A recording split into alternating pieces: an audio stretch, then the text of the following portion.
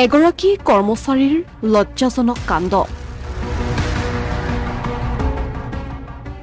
বছৰ বছৰ ধৰি বিয়াৰ প্ৰলোভন দি আহিছিল এগৰাকী যুৱতীক। চাকৰি দিয়াৰ প্ৰলোভনেৰে শাৰীৰিক অপদস্থ যুৱতীগৰাকীক। এইখন অসমতেই সংঘটিত হৈছে এনে লজ্জাজনক কাণ্ড। হাটশিঙিমাৰী জিলা কৃষি বিষয়াৰ কাৰ্যালয়ৰ এগৰাকী কৰ্মচাৰীৰ বিৰুদ্ধে উঠিছে গুৰুতৰ অভিযোগ।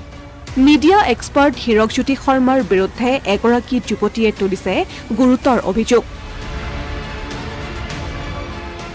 জানিব পৰা মতে বিগত 9 বছৰৰ পৰা বিয়াৰ প্ৰলোভন দি আহিছিল যুৱতীগৰাকীক। বহুবাৰ বিয়া কৰাম বুলি কৈ শাৰীৰিক অত্যাচাৰো কৰি আহিছিল যুৱতীগৰাকীক। ইমানেই নহয়, বলপূৰ্বকভাৱে শাৰীৰিক সম্পৰ্ক গঢ়াৰো অভিযোগ যুৱতীগৰাকীৰ। ইয়াৰোপৰি হাটশিঙিমাৰীত যুৱতীগৰাকীক চাকৰি দিয়াৰ প্ৰলোভনো দিছিল হীৰকে। এনে ভিন ভিন প্ৰলোভন দি যুৱতীগৰাকীক চলাই আহিছিল শাৰীৰিক অত্যাচাৰ। আনহাতে সমগ্ৰ ঘটনা সন্দৰ্ভত খাৰুৱাবান্ধা আৰক্ষী চকীত যুৱতীগৰাকীয়ে দাখিল কৰিছে এজাহাৰ। এজাহাৰৰ জৰিয়তে সকলো কথা বিৱৰি ক'লে যুৱতীগৰাকীয়ে। বিগত প্ৰায় 2 মাহ ধৰি কৃষি বিভাগৰ মিডিয়া এক্সপাৰ্টগৰাকী উপস্থিত হোৱা নাই কাৰ্যালয়ত। মাতৃ অসুস্থ বুলি কৈ 8 এপ্ৰিলৰ পৰা কৰ্মবিৰতিত আছিল হীৰক।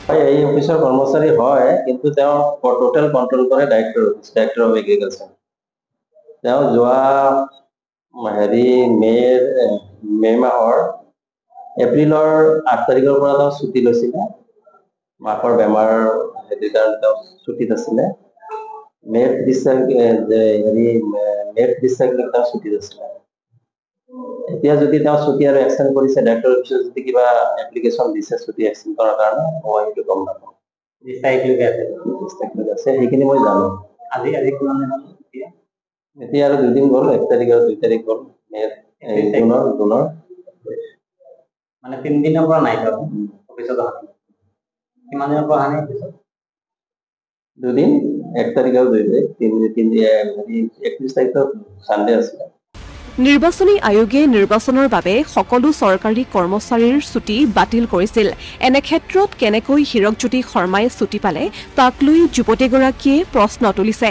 নিৰ্বাচনৰ সময়ত কাৰ ছত্ৰছায়াত ছুটি লাভ কৰিলে তাক লৈ ভিন্ন মহলতো উত্থাপন হৈছে বহু প্ৰশ্নৰ। মানে তেওঁৰ মেইন কামবিলাক কি থাকে? কি কাম থাকে? আমাৰ কিবা মিডিয়াত যদি কিবা হেৰি কৰিব লাগে, এক্সপ'জ কৰিব লাগে, তেওঁৰ এক্টিভিটিজ এটা ডেমনষ্ট্ৰেশ্যন কৰিব। ডেমনষ্ট্ৰেশ্যনটো ছ'চিয়েল মিডিয়া বা মিডিয়াত তেওঁ এক্সপ'জ কৰিব, তেওঁৰ কাম এতিয়াতো কৰিব পৰা নাই। এতিয়া অলপ অসুবিধা হৈছে, তেওঁ এবচেণ্ট। আমি জনাইছোঁ আমি জনোৱা মানে তেওঁ তাতে লিভৰ কাৰণে তাতে প্ৰেয়াৰটো দি আমাক কপিহে দিয়ে। মই ক'লো নাই, তেওঁ টোটেল কণ্ট্ৰোল ডাইৰেক্টৰ। বাকী মিডিয়াতো কোনো কপি পোৱা নাই আপুনি?